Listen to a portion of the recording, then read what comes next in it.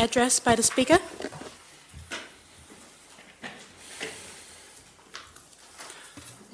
Honourable members, good morning to you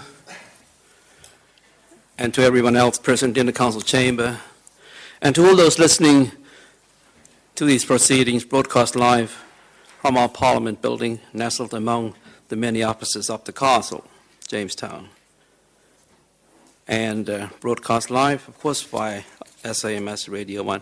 I'm pleased to say the listenership today includes Chloe Freeman, a senior clerk from the House of Commons in Westminster.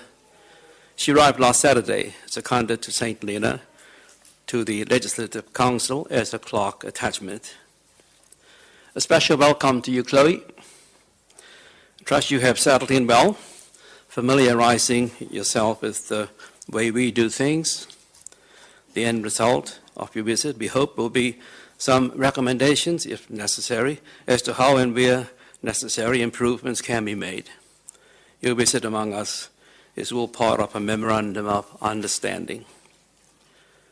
Apologies have been received from Councillor Bargo. Her question, however, will be asked by Councillor Turner. Thank you for that.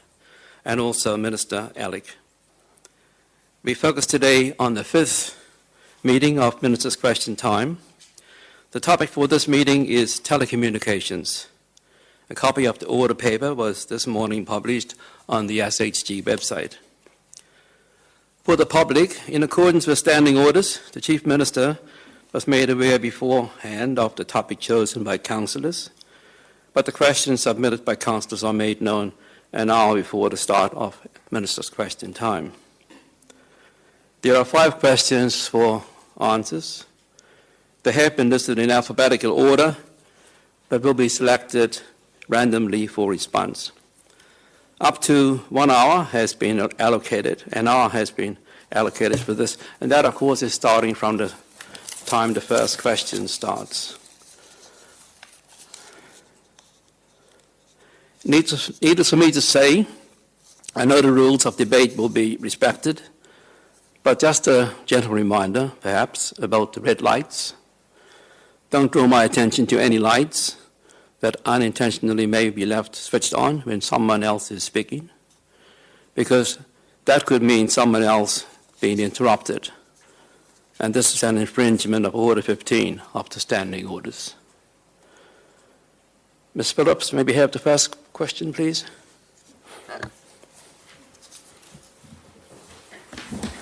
Questions? Mr. Speaker, may I rise on point of order? You may, Honourable Member. Thank you. This pertains to suspension of standing orders in accordance with Order 19 and Order 21 of the Standing Orders of the Legislative Council. Is there a seconder? Yeah. Councillor Midwinter. Mr. Speaker, I beg to second. Honourable Corinda Essex, Dr. Corinda Essex, you may proceed with your motion. Thank you, Mr. Speaker. I beg to move that Rule 5 and Rule 6 of Order 9 of Standing Orders be suspended for the duration of Minister's Question Time to be held today.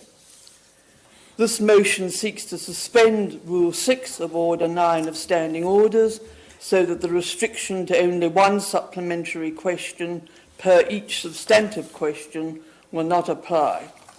This should help to satisfy the public that Minister's Question Time plays an important part in increasing openness, transparency and accountability, which are all central principles of good governance.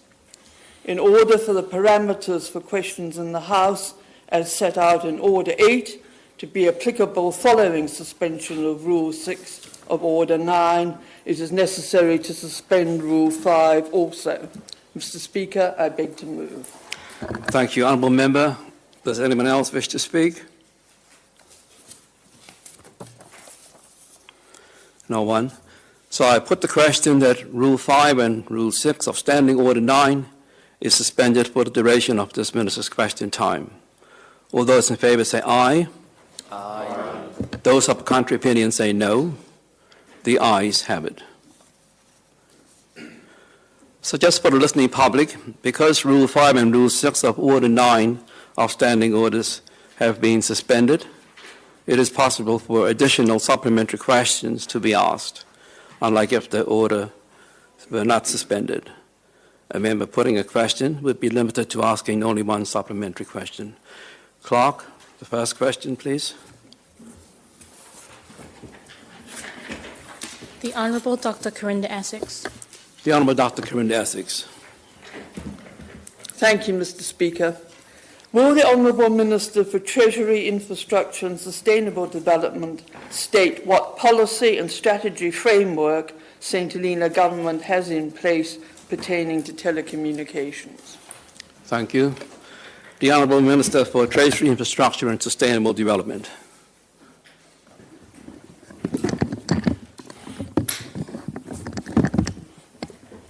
Thank you, Mr. Speaker. And sorry, Mr. Speaker, I just had an issue with my mic here, but my honourable friend lent me his, so it should be okay now, Mr. Speaker. So I'd like to thank the honourable member for her question, and the policy that is in place for telecommunications is the communications policy, which informed the ordinance that was passed through this House last year. The strategy is the current digital strategy, which is up online on the government website. It's the Digital Strategy 2018, or it was 2018 when the strategy was passed by Executive Council under the last government. So those are the two policies, those are the policy and the strategy that currently is pertaining to telecommunications, Mr. Speaker. Thank you very much.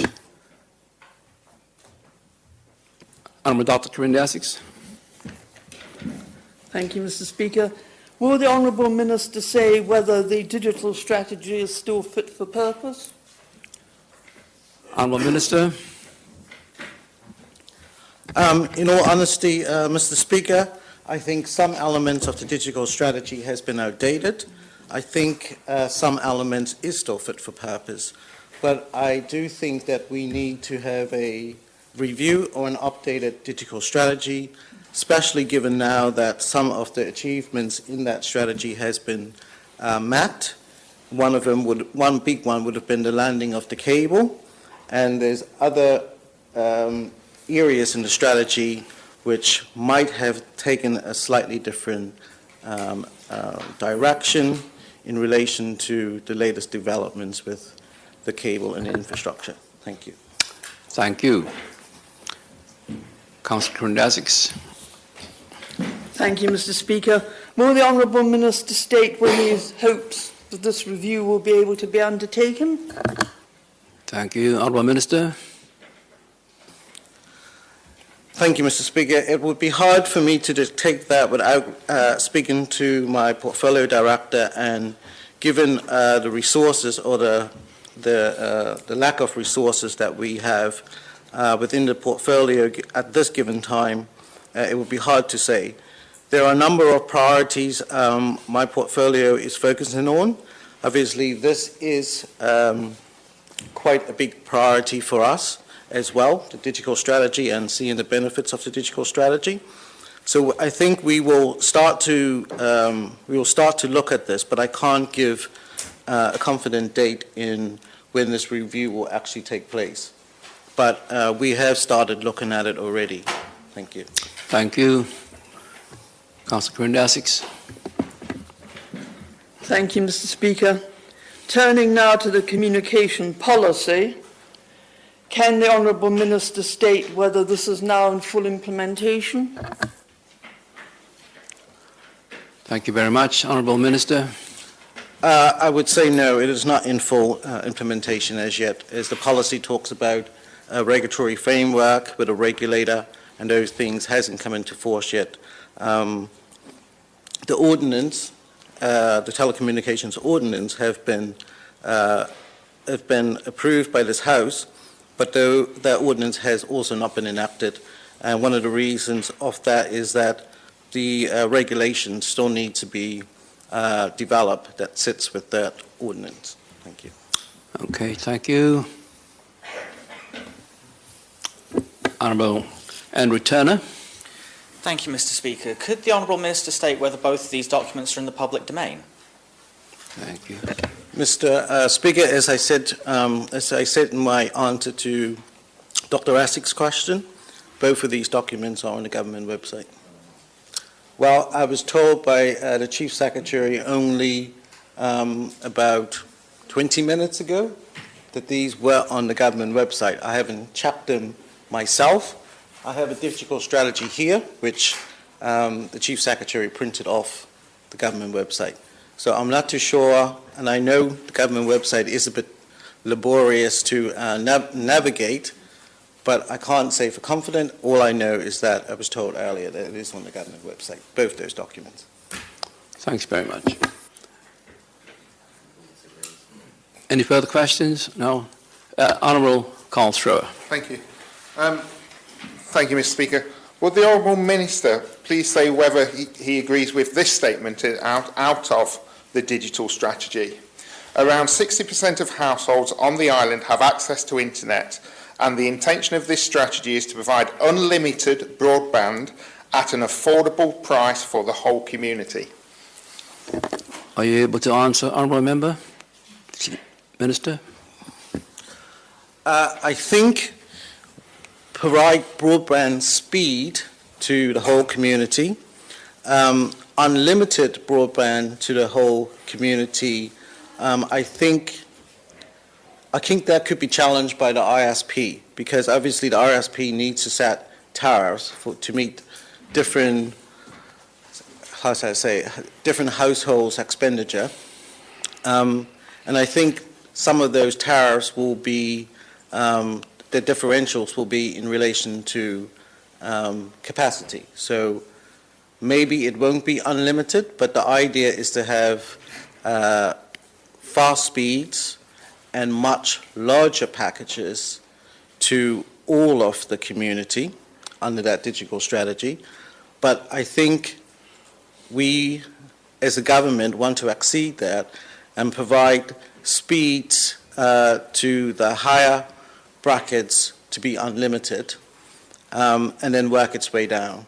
But I can't say for sure how that actually is going to pan out yet, because that will come in with Lot 3, but hasn't actually taken place yet. But our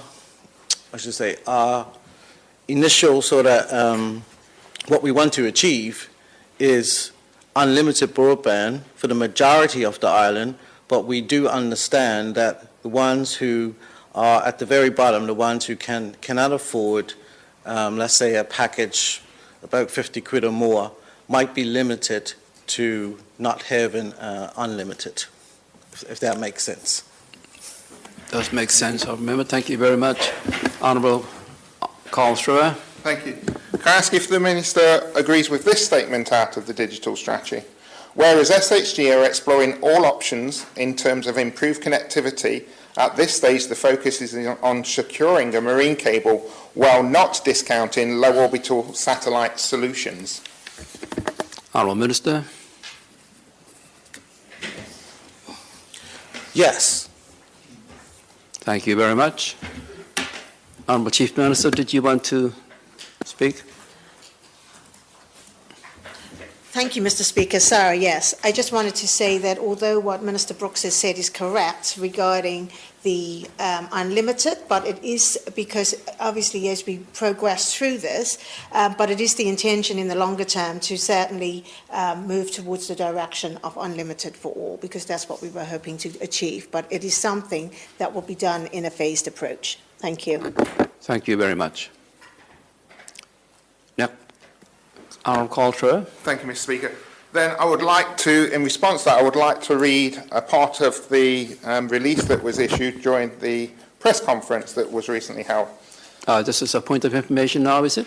It can be, yes. No, well, is it or not? Yes, let me just read this much. out for the point of information. Okay. It is about maximising investment. That's the important thing. We need to exploit that investment in a way which takes into account the public interest, so that whatever there is able to benefit the whole of the community of St Helena. It's about better internet. It's not about who's providing it. We made it clear as part of the digital strategy and in the earlier discussions that Centrelina wants better internet, and in the longer term it doesn't matter who's providing it, provided what we are getting as a service is better than what we currently have. And it's about making sure that everybody is able to benefit from the new technology and not just some. The cable is able to do that. It will offer everybody that advantage, if you like, that more enhanced experience. On the other hand, Starlink is only available to those who can afford it. And I think that we need to ensure that what we have is a solution that will fit the whole of Centrelina and not just a few. So I would say that that is not being met because currently not everybody can afford a gold package, and in the future not everybody will be able to afford to pay for database tariffs. Thank you very much. Are you wanting to respond, Honourable Minister? I just want to make it clear here that the digital strategy was talking about what our aspirations is once the cable arrives on St. Helena. Okay. I think what my honourable friend has just alluded to is what the current state of play is. So we, as a government, and I have said this a number of times in the public forums, is that we are inspiring to build our own network, a public-owned network, so that the potential from that network or the benefits from that network can be passed on to the community. And we, as a government or a public body, will be in control of that network. That is the overall intentions. What my honourable friend just read out is what we have currently, and currently we don't have, as a government, we don't have control over the network. Thank you very much. Next question, please. The Honourable Andrew Turner. Honourable Andrew Turner. Thank you, Mr. Speaker. Can the Honourable Minister for Treasury, Infrastructure and Sustainable Development explain to this Council why the new ordinance, titled the Communications Ordinance 2022, that was approved in this House on the 15th of June 2022, has not been enacted as of yet? Thank you very much. Honourable Minister for Treasury, Infrastructure and Sustainable Development. Thank you, Mr. Speaker. The new ordinance that was approved in 2022 was anticipated to come into effect when, as I just said, SHG takes ownership of the network. Currently, SHG does not have a network, and so therefore, I don't feel we can actually bring this ordinance in, because we will be bringing it in under a current license with a service provider. And this ordinance obviously allows for a different setup of a license. And for us to bring this in, I think it has to be a point where that license, the current license, comes to an end. And then a new license is then designed under the new ordinance. So that is the reason why we haven't brought it in yet, because we're not at that place where the current license has come to an end. Thank you very much. Honourable Andrew Turner. Thank you, Mr. Speaker. When presenting this ordinance back at that meeting, your words were that it's intended that the regulations will be completed prior to the island switch to high-speed fibre optic internet, and ideally prior to 31st December 2022.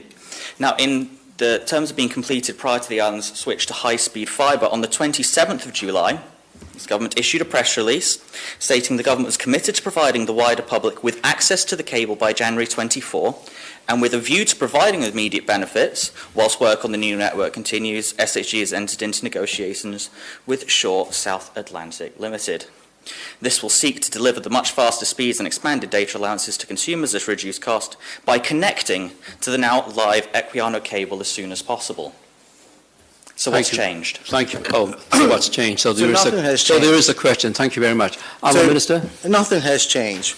When I initially made that statement after we approved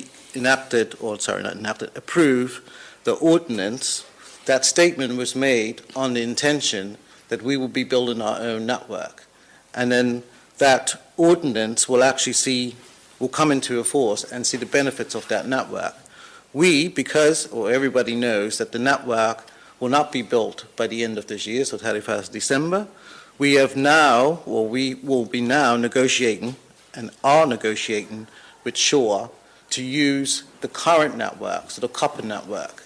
So I can't say that those two relates to one another, because we have taken a different approach in relation to the network that I was actually talking about at that time.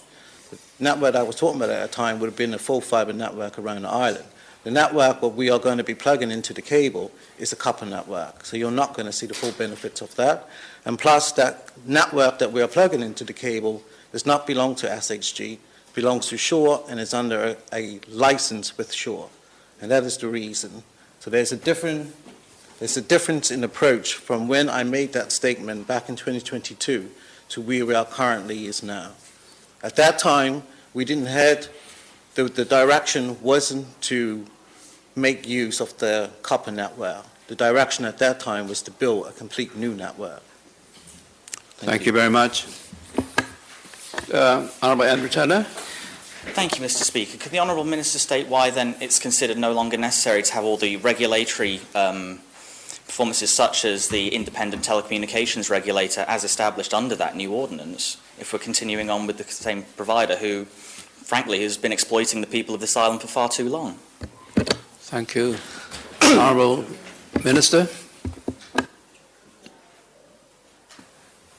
As I said, sorry. Can my honourable friend repeat that question? I can come in for you first. Honourable Chief Minister. Thank you, Mr. Speaker. I think we need to be careful how we're making statements here that are very blunt. So I'd be very careful with that, because we are in a negotiations process with the current utility provider, is in telecoms. But we haven't said that we're not moving along with the regulator. That is still part of the telecoms policy. So we haven't said that we're not going to continue to work with putting in place a regulator. So that's not the case at all. Thank you very much. Honourable Andrew Turner. Thank you. Perhaps the Honourable Minister could then explain how they intend to enforce regulations without the law to back it up. Okay, it is relevant. Thank you very much. Honourable Attorney General wants to have a speak. Or I see a couple of lights going on. I think I saw yours first, Attorney General. Thank you, Mr. Speaker. Really a point of information. Okay.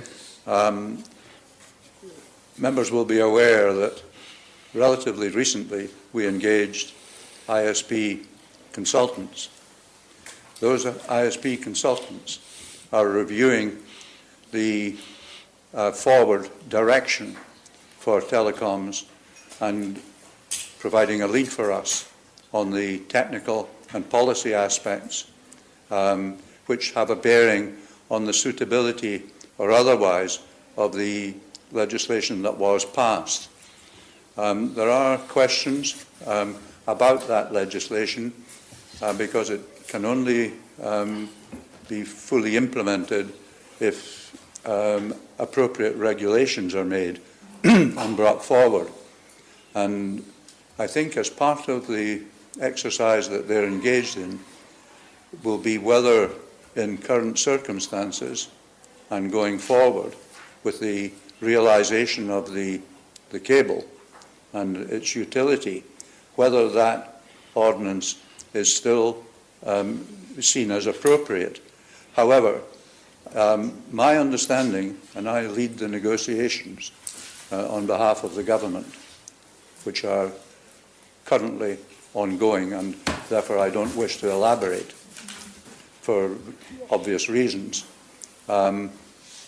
We are approaching these in an atmosphere of mutual respect, and it's important that that atmosphere be maintained, in my opinion, to facilitate outcomes that are satisfactory, not just for the government, but for St Helena as a whole.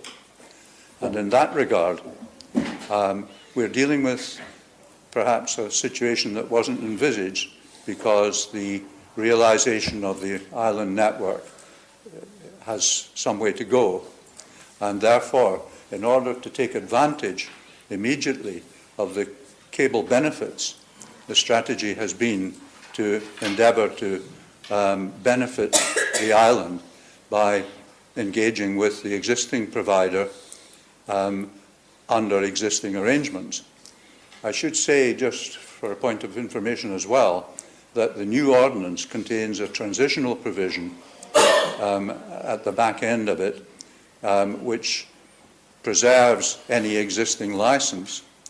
And in order to ensure continuity of service for the island, the priority must be to do exactly that, given the circumstances relating to the new network, so that it's hoped that an arrangement may be reached which will bring some certainty to this equation for the provision of future services, and also the benefits, or at least some of them, albeit there are limitations because of the nature of the existing network, which would be overcome with new technology, namely fibre. So that this is a work in progress, if I may put it like that, in which we are heavily involved, acting on expert advice that we now benefit from. No disrespect to whatever may or may not have occurred in the past. That advice is calculated to be for the benefit of the island and future telecoms policies. I don't really wish to enlarge on that, but I thank you for the opportunity to share that perspective. Thank you very much, Attorney General. Honourable Karlsruhe. Thank you very much. So may I ask the Honourable Minister, who is the, let me just get this right, an unofficial member of Executive Council appointed by the Governor to be on the Wireless Telegraphy Advisory Committee? Sorry, Thank you. Sorry, in relation to what? In relation to Section 6.1 sets up a Wireless Telegraphy Advisory Committee, of which the membership consists of the manager of the Centina branch of Cable and Wireless PLC, a duly licensed radio operator appointed by the Governor, and an unofficial member of the Executive Council appointed by the Governor. And the reason for asking is very simple. In exercising his or her powers under these regulations, the Attorney General must consult with the Wireless Telegraphy Advisory Committee, but is not bound to act in accordance with the advice of the committee. So, thank you, Honourable Friend, and I think what I was getting to is what you was reading out, and you're reading from the Telecommunications 1989, is that correct? Correct, yes. Correct. So, in that Telecommunications 1989, you're asking me why that committee wasn't set up. Is that your question? No, I'm asking, it must be set up because you... Let's have a little bit of proper stuff going on here. I was struggling to follow what question came out of that Thank you very much. statement. Simply this. So please. Which member is of Honourable Executive Karlsruhe, Council? would you please be seated, Honourable Minister? Honourable Thank you. Karlsruhe, and you now have the floor. Thank you very much, Mr. Speaker. Which member of Executive Council was appointed by the Governor onto the Wireless Telegraphy Advisory Committee? Thank you very much. Honourable Minister?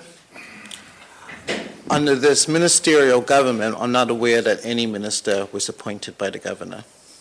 Thank you very much. Honourable Karlsruhe? So, do we have a Wireless Telegraphy Advisory Committee? Thank you very much. Honourable Minister, or anyone?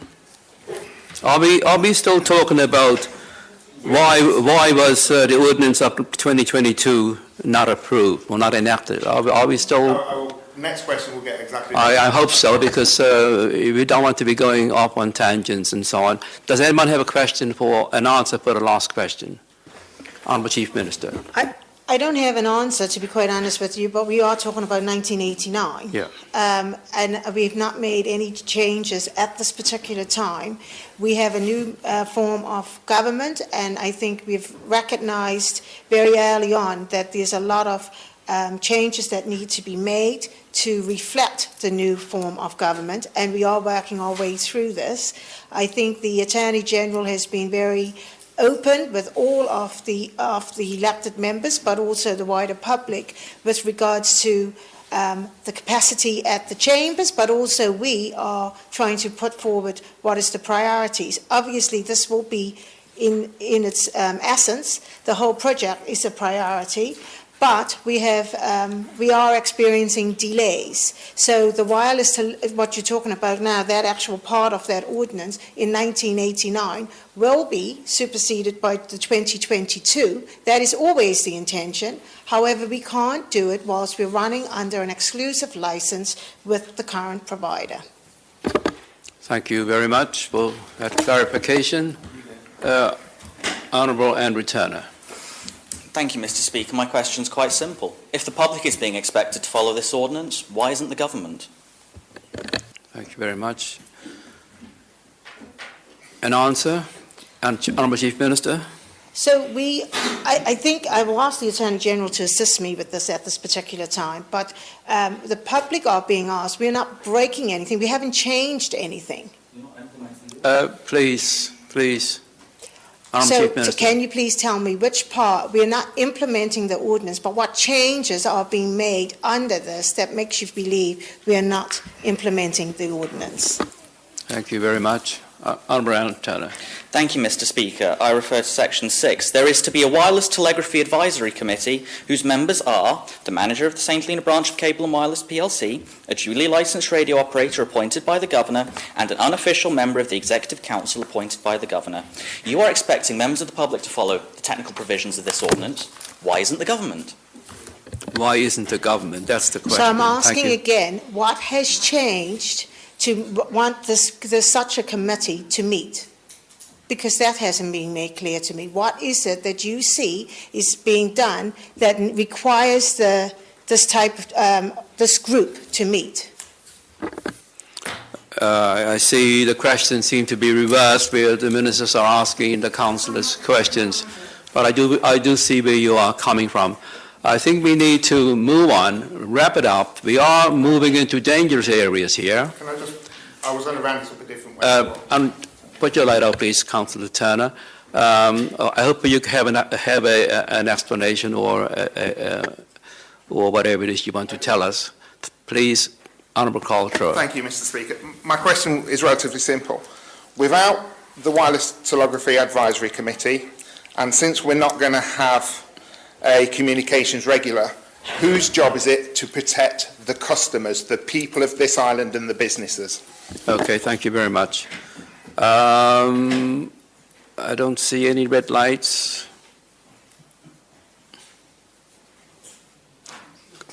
Honourable Minister Brooks. I don't know. So I haven't read that ordinance in the 1989 ordinance in that section to find out exactly what was the intentions of that ordinance. You asking who would be in place to protect the public and the businesses. I guess that would be council themselves to look out for the welfare of our community.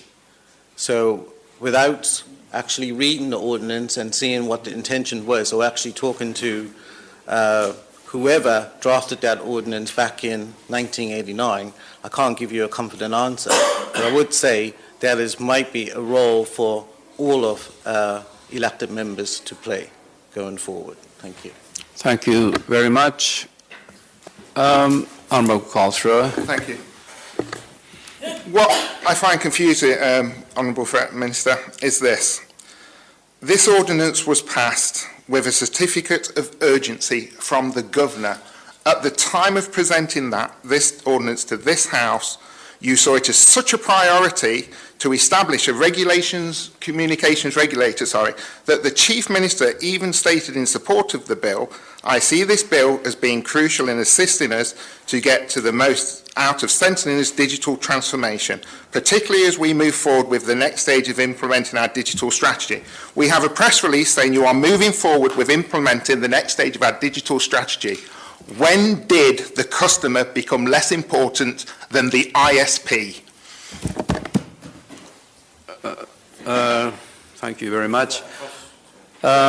when did, because Well, in my opinion, the customer is not more important than the RSP. They both is important to deliver this energy strategy as each other.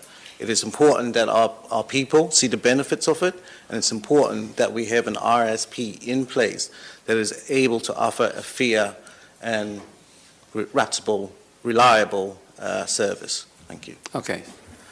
Thank you very much. Honourable Robert Midwinter.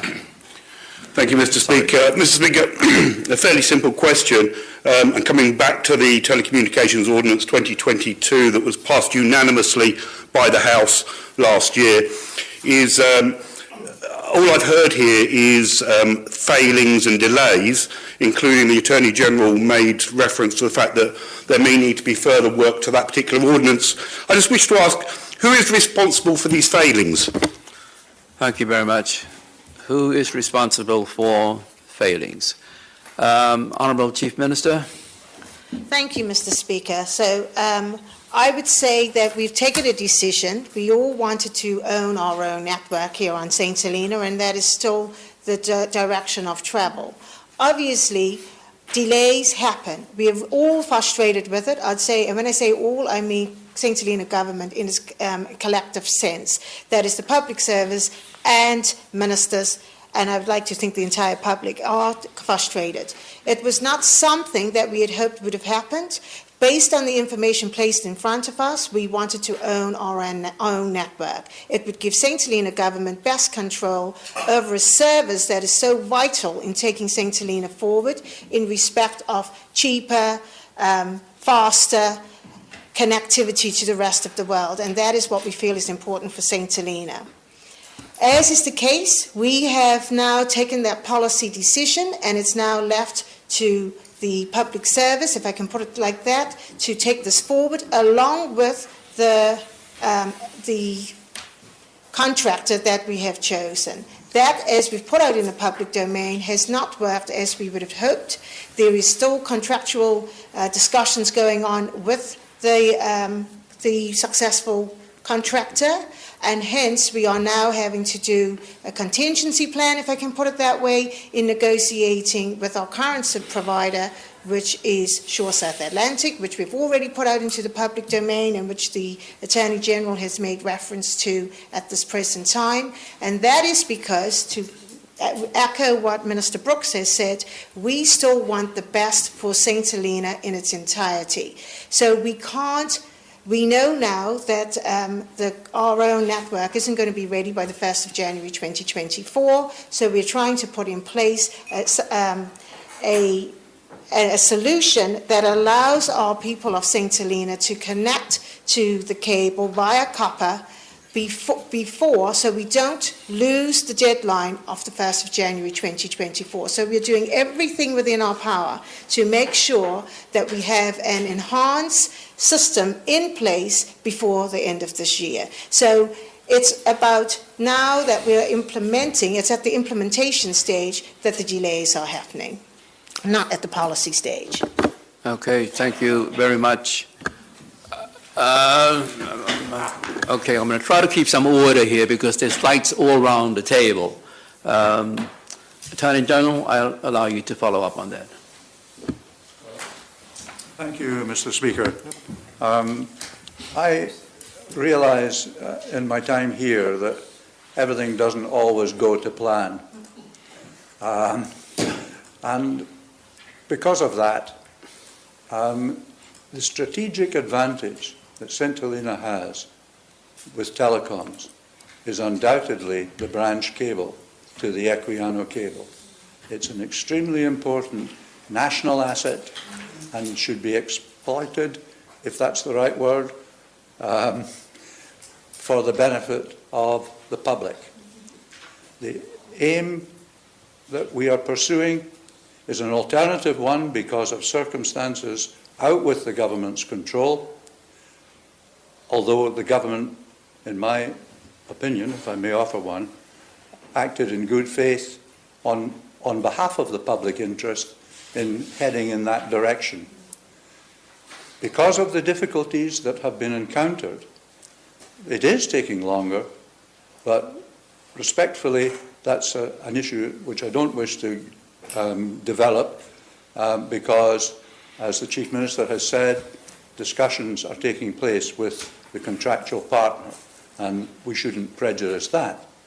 On the other hand, there is an imperative to realise the benefit of the cable as early as possible, so that the public benefit. It won't be the full benefit when an on-island fibre network is present. But there are other aspects of the utilisation of the cable that I'm really not at liberty to go into that may also prove to be of benefit to the island, over and above connecting to the on-island network. I won't elaborate on that, but the clear intention from both the legal and policy point of view that I am pursuing on behalf of government, at government's request, is to realise the maximum benefit that we can from what was an extremely important and strategic move to get funding for that cable. And it means that the government's in a position to grant access to the cable. The cable is live. The government is in a position to license use of that cable on commercial terms. And the government can choose with whom to partner in future.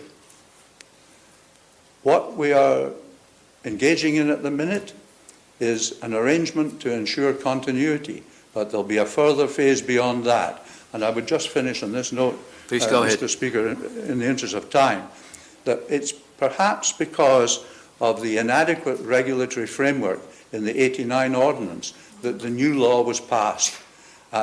It's problematic bringing that in now without having the detail and the circumstances to get the benefit of it. So that the law is one thing, but if the network's not available and the regulatory system that the country needs is not there either, the law on its own will not achieve the objective. So that I think, if I may say so, I appreciate the frustration.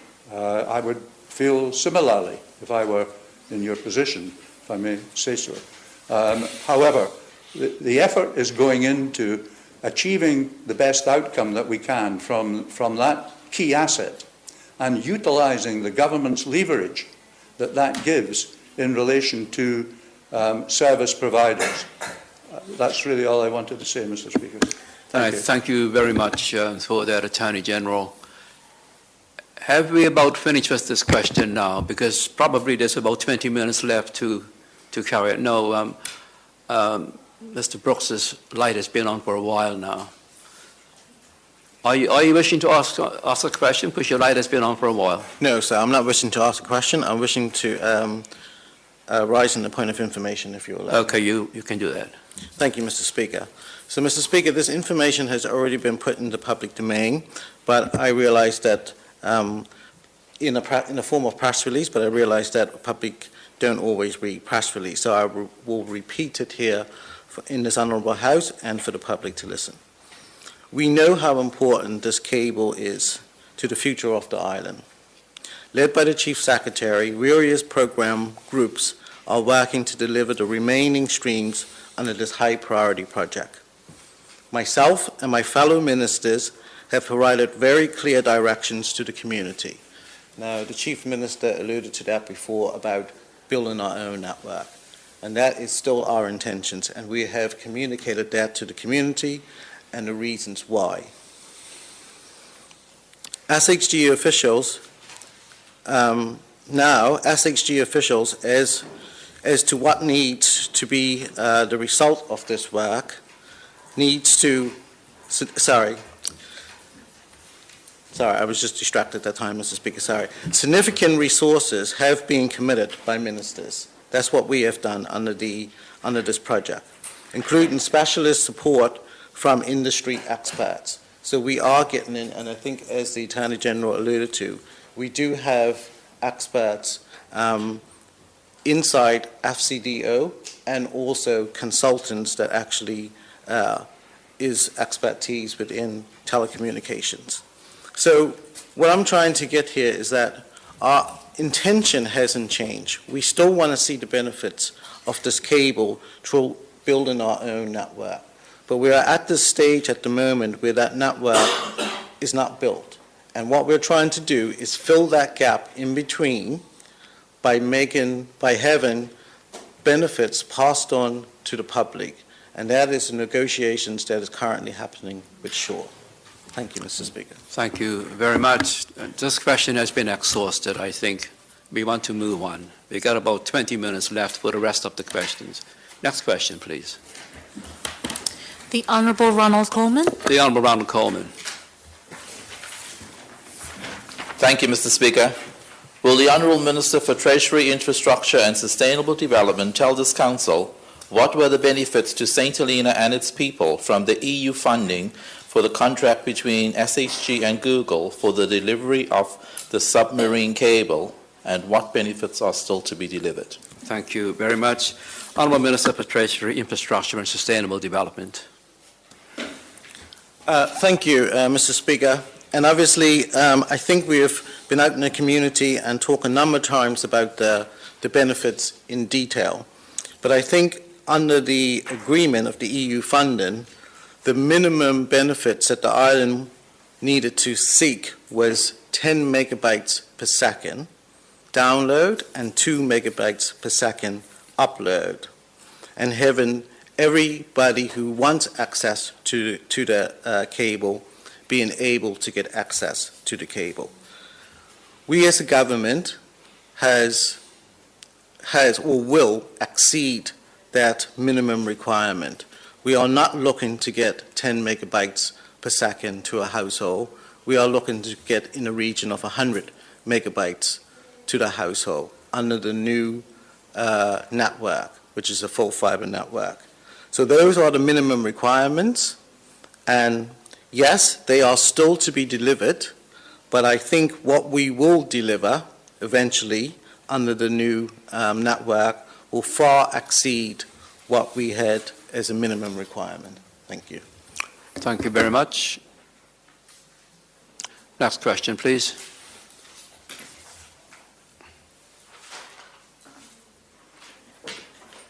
The Honourable Robert Midwinter.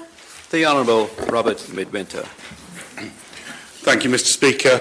Mr. Speaker, following the press release issued on the 27th of July 2023 regarding use of unlicensed telecommunications equipment, can the Honourable Minister for Treasury, Infrastructure and Sustainable Development say whether or not the St. Helena Government will be banning the use of all devices that breach current telecommunications licensing arrangements, and if a full assessment of the impact of such action has been made? Okay, thank you very much. Honourable Minister for Treasury, Infrastructure and Sustainable Development.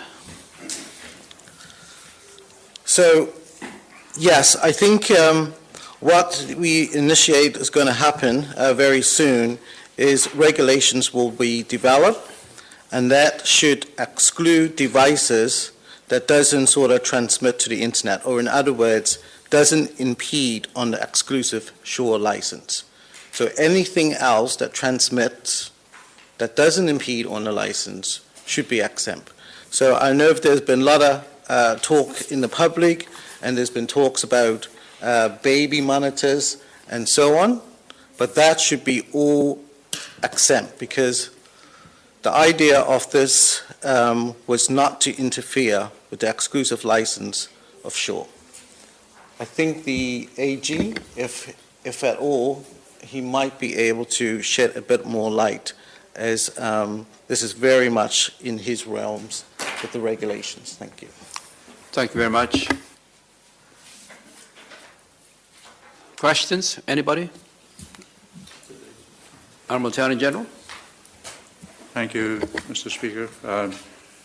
Taking up more time than I would prefer, and perhaps everyone would, but for information, I'm instructed to bring forward regulations to specifically deal with the issue of the use of Starlink, and therefore it will have to distinguish between that type of use and any other appropriate uses.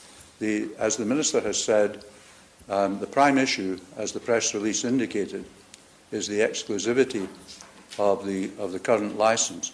And I'm well aware that there are different views about this. It wouldn't be appropriate, in my opinion, at this stage, in the light of potential challenges, to enter into a discussion about the nature of the advice that's been tendered to the government. That advice in Executive Council is confidential, it's legally privileged, and if it were to be inappropriately disclosed, may render a disadvantage. The intention of the regulations would not to be heavy-handed about it. There is, as members will know, a criminal offence in the existing regulations. The alternative of a civil process is considered, as I understand it, by the government to be preferable, rather than engage in confrontational challenges. The precise content of the regulations has yet to be developed. An instructing officer has been identified within the Minister's portfolio, and we will proceed to act in our role in drafting the regulations that we're instructed. I would say that there is a grace period which the government have indicated, and therefore this should be done in a sensitive and sensible way so as to try to mitigate any adverse effects, and that grace period is one example. Thank you, Mr. Speaker. Thank you very much. Honourable Robert Midwinter. Thank you, Mr. Speaker. And Mr. Speaker, just to draw attention to what I was trying to get from this question, the press release actually states such as Starlink, and clearly constituents are concerned that the wording such as means there could be other equipment. So, for example, satellite TV receivers, Skype, and other items of telecommunications that do effectively compete with Shaw. So can I get some sort of clarity when SHG is saying such as, do they also mean these are other forms of telecommunications equipment? Thank you very much. Is the Honourable Minister Brooks, can you answer that for us? I think it's slightly too early to give that confirmation to my honourable friend at this time. As I said, this is all happening very fast. The regulations, like the Attorney General said, is still being developed, and we still need to talk through them and what that actually means. Our intention is to obviously not exclude anything that doesn't need to be excluded under the exclusive license. Thank you. Okay, thank you very much. Honourable Robert Midwinter. Thank you, Mr. Speaker. Mr. Speaker, noting that the police service is already overstretched, as is evidenced by them having to contract out patrol services, can the Minister say how these arrangements are going to be policed? Okay, thank you very much. Honourable Minister. Again, just as I alluded to the question previously, no, I cannot tell that. And this is a cross-cutting sort of portfolio. So I would have to have the Minister for Safety, Security and Home Affairs also involved when it comes to the police and emergency services. Thank you. Understood. Thank you very much. Honourable Robert Midwinter. Thank you, Mr. Speaker. Mr. Speaker, can the Honourable Minister say whether or not the press release took account of the provisions contained within legal notice issued by the St Helena Government on the 23rd of January 2012, namely the exemption notice pertaining to the wireless telegraphy regulations number 7 and number 54? Okay, thank you. Honourable Minister. Sorry, can I ask my honourable friend to repeat the question, please? I didn't get the first part of it. Just the... it is the question that you were having to have. The first part of it would be in some sort of a clarification, I think. The question, please. Mr. Speaker, I'm more than happy to clarify the question because wireless telegraphy regulations... excuse me, just a minute. Could please be seated, Honourable Minister? Go ahead. So those wireless telegraphy regulations that were brought into force on the 23rd of January 2012 make provisions for exemptions of certain types of radio and telecommunications terminal equipment. So I'm asking if this legal notice was taken into account of when that press release was issued. Thank you very much. Is that helpful, Honourable Minister? Thank you. I have to go by what light comes up rather than pointing to people. Honourable Minister? Yes, that was taken into account, but I'm sure the Attorney General could also help with giving assurance to my honourable friend. All right, thank you very much. I'm looking for lights if there are any. Honourable Robert Winter? Thank you, Mr. Speaker. That being the case, is the Honourable Minister aware that Starlink equipment is compliant with the EC directive quoted in the legal notice? Thank you very much. Honourable Minister, or is this a point where some clarification is once again needed? Honourable Chief Minister? I'm just getting concerned here right now that we're being asked to give legal opinions on things, and I don't think it is fair on any minister to have to do that. We've taken legally privileged advice, and we're sticking to that. I think now to be asking us for legal opinions as ministers is just not it's not very fair at all, to be quite honest with you, Mr. Speaker. Well, we shouldn't be asking for opinions at all. That is against the regulations. Honourable Carl Trower? Thank you, Mr. Speaker. So, can I just summarise this? Well, is that what you want to do? Well, yeah, there's Are a you going to question. ask a question? Can I ask if the honourable ministers would agree with this summary? The fibre optic cable failed to deliver on time due to failures of the government and the civil service. We then sold out the rights of the people by not establishing a communications regulator. We are now changing regulations to punish anybody who spent significant amounts of money to basically fill in the gap that they've got because of the failures of this government, and we're even going to change regulations to ensure that they do that just to support an ISP that it currently doesn't even have a contract with after the 1st of January 24. Is that correct? Would he agree with the summary? Okay, so I think I may have to ask the Attorney General for some advice here. We seem to be going way past the question that was asked. I don't like to hear words like punishing people come in. I don't know where that's listed anywhere. But you be very careful what is being said. Don't forget the code of conduct, as I reminded people of last week. But Attorney General, is there some advice you can give at this stage to this? And then we will have to maybe call it a day. Sorry, Councillor Brooks, you may not get your question asked, but that's the way it has gone today. But for the time, but we'll have to see what time is left. Honourable Attorney General. Thank you, Mr. Speaker. I'm not willing to offer any legal opinion in this forum. My task as Attorney General is twofold: to be responsible for prosecutions, criminal prosecutions, so that the earlier comment about policing is really a civil matter, not a criminal matter. I think that was the questioner's intention. However, the proposition that has just been put forward is really, in my view, an argument, and the government is being asked to agree to, rather than a particular question. It is contingent on legal advice and legal opinion, and as I indicated earlier, it would be inappropriate in this forum, given the strength of feeling here and elsewhere about the utilisation of certain equipment. So from that point of view, I think it's perhaps we're at a delicate point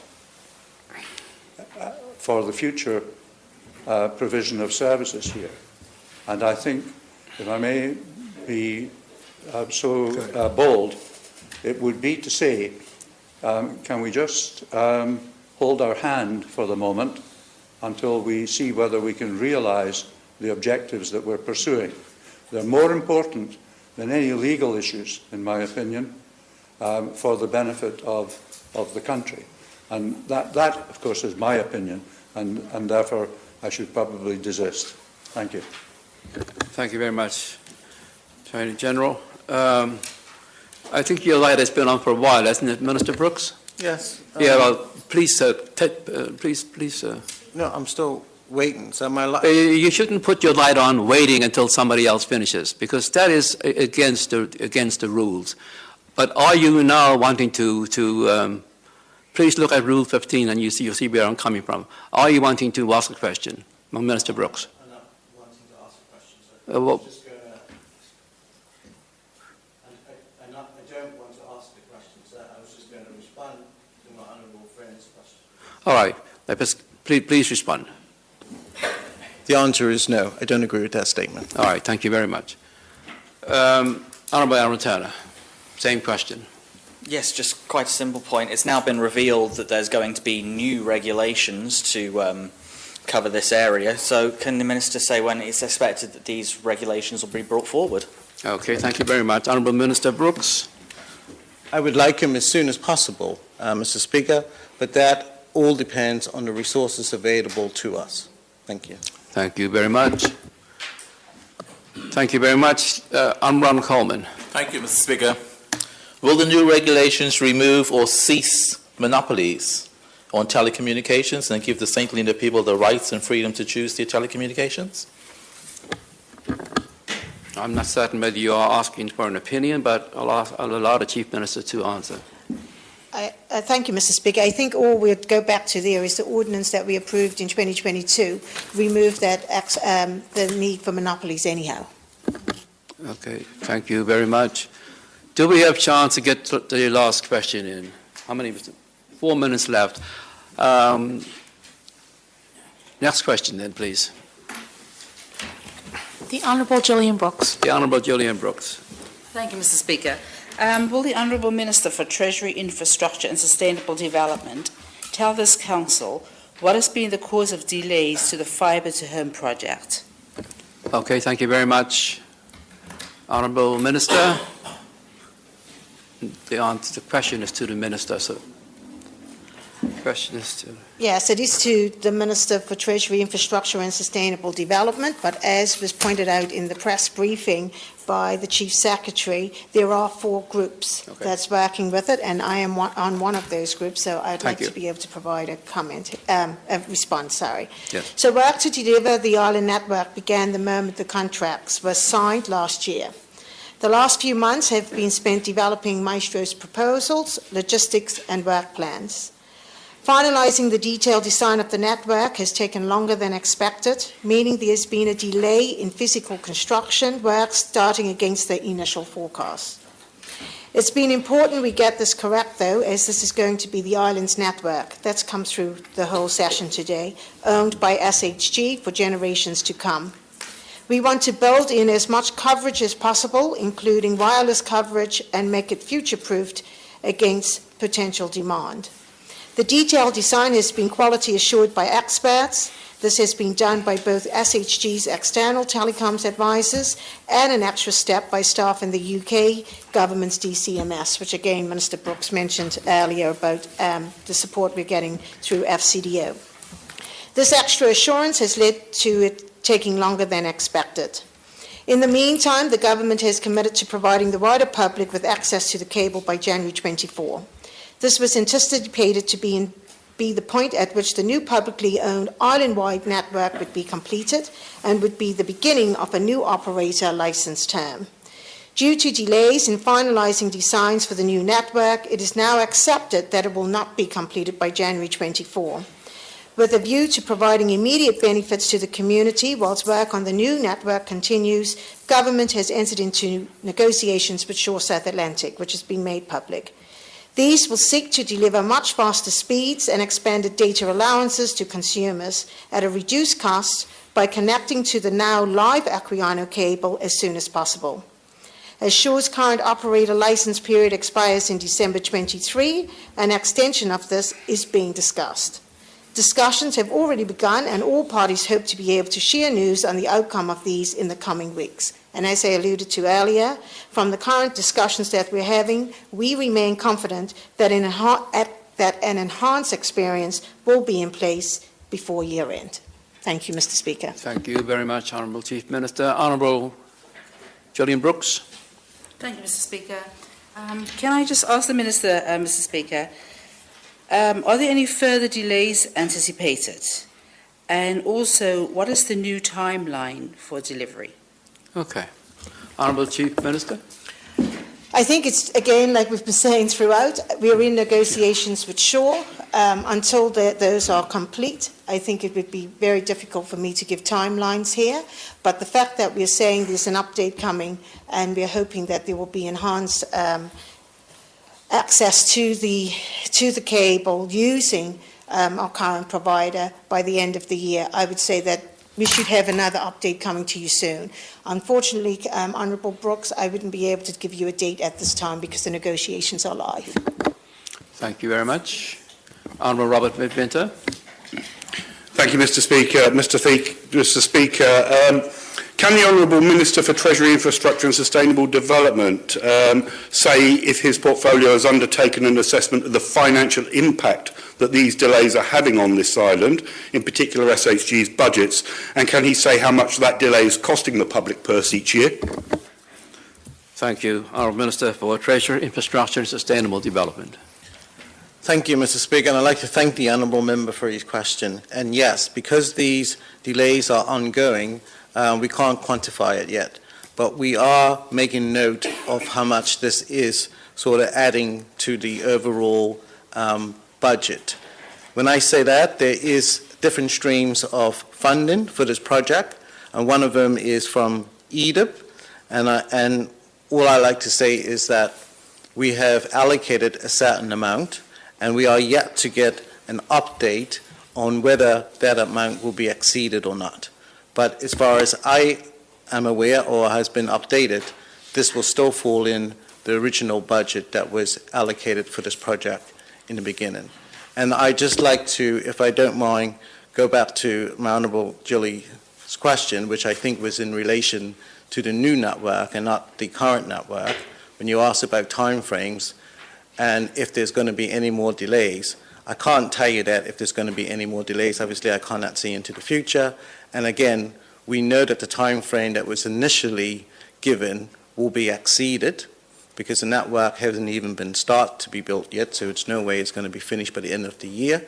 But we are looking to finalize that project or the delivery of that project with time frames and come back to the public as soon as we can possibly do so. Thank you. Thank you very much for that. Honourable Robert Midwinter. Thank you, Mr. Speaker. Mr. Speaker, I fully appreciate that the Honourable Minister can't give a direct indication of how much, because it's a rolling figure at the moment, but these delays are clearly costing the public purse. Can he say, are we talking tens of thousands, hundreds of thousands, or millions now? Honourable Minister Brooks. Well, I can actually, for confidence, say that, yes, a delay like this would cost some. I can't put a quantity to it. At the moment, we are not spending any money. We have allocated some money for materials, but we're not spending it on labour actually building the network because no network is being built. So the bills are not racking up as fast as one might think. But there is going to be a knock-on effect from the delays of this project so far. But as I said, I don't foresee it being a huge amount. Thank you. Thank you very much. We're out of time, but I allow this question to be finished. Honourable Robert Midwinter. Thank you, Mr. Speaker. Mr. Speaker, I'm not talking about the cost of the project itself. I'm talking about the loss of savings to SHG's budgets. So, for example, the education budget and how much that is costing in opportunity loss. You were just making a point of information there. Are you wanting to respond to that? Yes, I can, because currently we're not costing anything. This was never initiated to come in until, if you're thinking about the benefits that we will save through the cable, until the actual cable goes live. So we weren't anticipated to make any savings in this financial year. Our savings would come next financial year when so-called the network would have been live and we would have been able to reap the benefits of that with the rest of the community. But we can't do that at this point. There's no benefits to reap until we have that cable, that network built.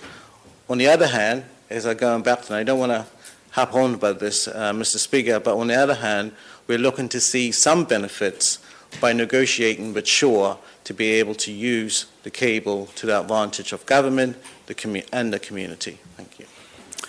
Thank you very much. Okay, so, honourable members, that then concludes the Minister's question time for August. I note it was necessary to once again suspend standing orders. At some point, honourable members, you will need to decide how they want to amend the standing orders. I propose that we can't go on every time we have Minister's question time to ask for to suspend standing orders. There needs to be amendments made for all things to be able to. So I propose that I assume that you will be working on this soon.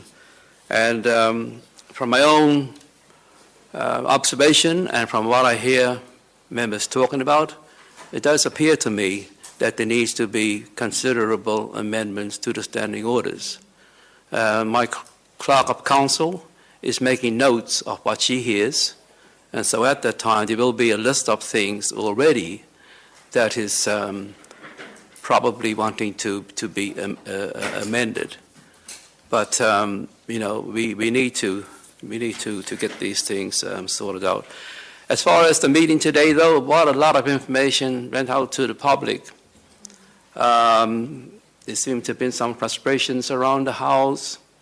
But I guess this is what we were asking for when we were looking for Minister's question time. I do think that all of you did very well. Honourable Chief Minister, you wanted to say something. I didn't want to disrupt you, so I would put the light on, Mr. Okay. Speaker. But I do think as part of the format for this, I think we need to add also declarations of interest. Okay. Thank you. Thank you very much. Of course, the Code of Conduct normally takes care of all of that. All of you, as far as I know, have already declared your interest, but if there are any new interests, those should be registered with the Clerk of Council so that everybody knows what interests have been declared. But I do know where you're coming from, Chief Minister, and thank you for that. So thank you, listening public. We hope you found the debate on telecommunications both interesting and informative, certainly informative. And we look forward to your feedback. I think we can look forward to quite a lot of feedback from this meeting today. And it will be all very useful, of course. Thank you very much. And thanks to SAMS for broadcasting these proceedings. I wish you all a pleasant day. Thank you.